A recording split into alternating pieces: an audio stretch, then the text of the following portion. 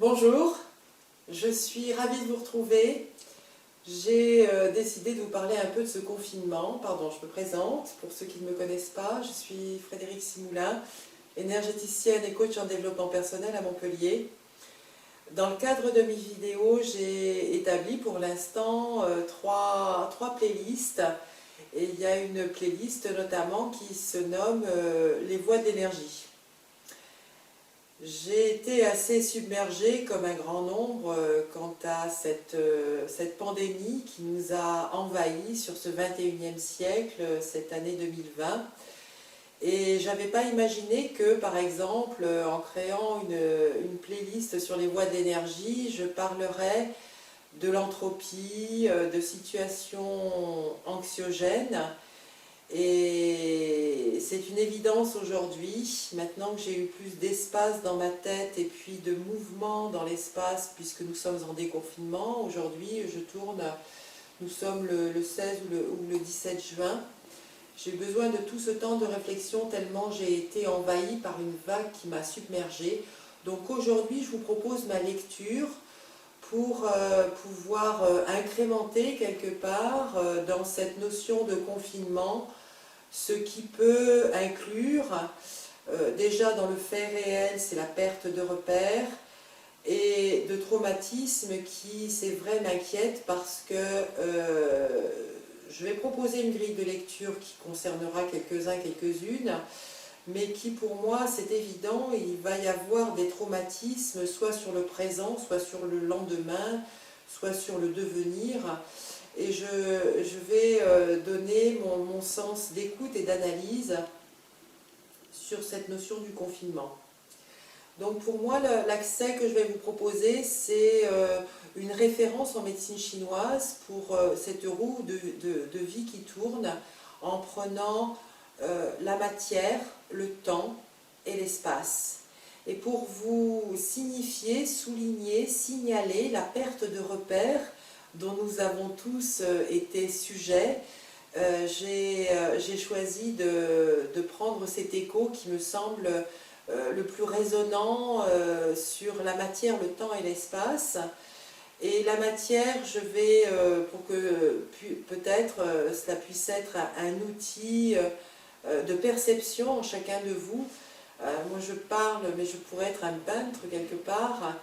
La matière, associons-la ou lions-la à la balance, le temps à l'horloge et l'espace à la boussole. Pour décliner la perte de repères qui va occasionner des traumatismes, je ne rentre pas dans le détail, je suis sur une généralité. La matière, donc voyons la balance, la matière c'est le corps. Et qu'est-ce qui fait qu'un corps fonctionne? C'est qu'il est dans la vie, dans le mouvement. Et ce que moi, à titre personnel, j'ai ressenti à l'occasion de l'annonce et du vécu du confinement, c'est que même si j'avais des outils, par exemple, vous le savez, je fais du yoga, enfin je suis une néo-yogi, hein, je fais du yoga depuis 3 ans, hein, donc je ne suis pas prof, hein, loin de là, mais donc pour en venir à cela, bon évidemment, j'ai fait discipliné et puis en voulant ma survie, ma sauvegarde, fait des exercices de yoga à la maison, suivi des vidéos et tout ça, et puis je me suis aperçue que mon corps, même si j'essayais dans ma matière de conduire une énergie de mouvement, hein, et bien ce mouvement, vous allez voir, ça chemine bien la notion du temps et de l'espace sur la prise de conscience des événements qu'on vit au présent. Donc, si je faisais ces mouvements de yoga toute seule, je me suis aperçue que je me faisais mal.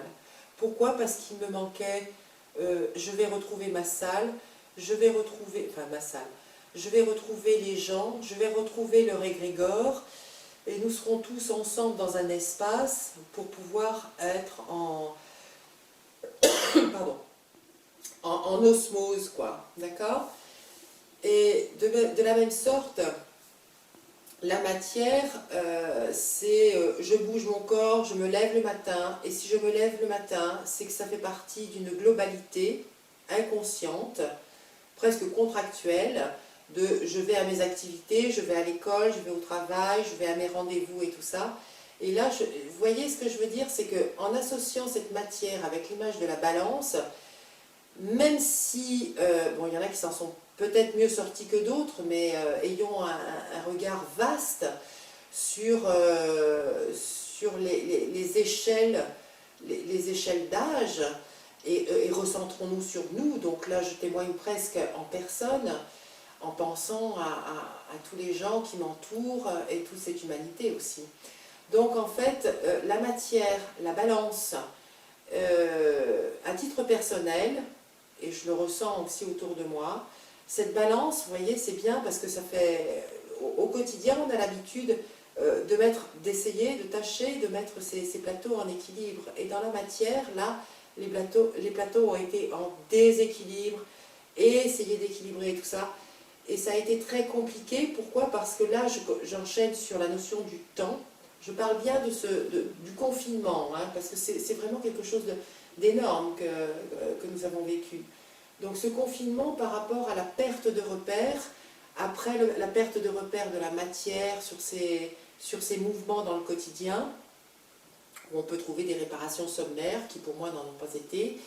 Je vais parler du temps et de l'horloge. Et là, bon, écoutez, ça a touché tout le monde forcément, parce que tout le monde a un agenda, tout le monde a un calendrier, tout le monde connaît les jours de la semaine, tout le monde a des activités, loisirs, boring, contraignantes du quotidien, agréables du quotidien, les joies, le professionnel, l'interprofessionnel, le familial.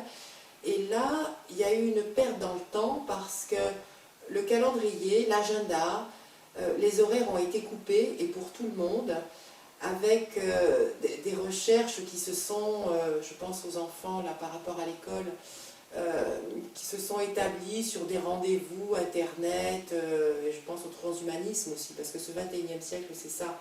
J'ai vraiment peur de cela. Et donc, là encore, sur ce sujet du temps, de l'horloge, ça a été cassé, et tout le monde a pu se sentir quelque part dans une grande solidarité favorable, universelle, puisque ça a été grandiose, quoi. Il n'y a pas que la France, quoi, je veux dire. Et c'est ça qui est troublant au niveau des cellules et du conscient. Enfin, moi, c'est ce qui m'a touchée. Qu'il n'y ait pas de deadline. Alors quelque part, quand on nous a annoncé qu'on était en guerre, c'est le seul moment où je vais être d'accord, c'est qu'une guerre, on sait quand ça commence et on ne sait pas quand ça finit. En revanche, une guerre, on connaît son adversaire. Là, sur le plan de la pandémie, sur cette nouvelle dimension du 21e siècle, on ne pouvait pas avoir de deadline et on était dans un flou total. Donc dans une perte de repères, et ça nous a fait un appel assez magique sur cette notion, là je vais être positive, sur cette notion de qualité, de capacité, du bien vivre au présent.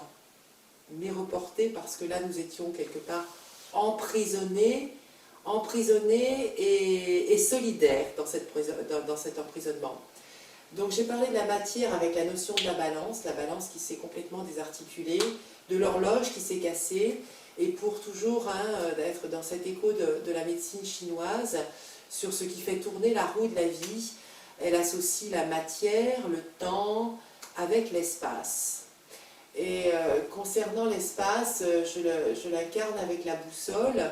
Et là, ça a été énorme parce que le fait d'être confiné, ça veut dire que cette notion d'espace, ces contraintes, nous a astreints à être entre les quatre murs, avec une autorisation de sortie de 4 heures, qu'est-ce que je dis, de 1 heure, mais sur un espace qui était donc assez clos quelque part. Et ce qui prive quand même une notion de créativité, de liberté d'être, de liberté de penser. Et la liberté d'être et la liberté de penser, c'est pas interdire à l'autre d'être différent, de penser et de se lier et de s'associer à ce qui est une règle, une coutume de vie morale et éthique. Et tous ces bouleversements m'ont énormément touchée. Je pense que les gens qui sont en conscience ont été touchés aussi. Si je témoigne aujourd'hui, c'est pour que peut-être nous fassions partie d'une confrérie ou surtout d'une force égrégore qui nous fasse nous rassembler sur les mêmes fréquences, parce que quelque part au niveau de ce déconfinement, je vous le dis, j'ai peur, je crains que les gens rentrent dans une paranoïa, dans une perte continuelle de repères, qui fasse que ça crée plus de divisions ordinaires de quotidien, plutôt que de créer un mouvement de reliance.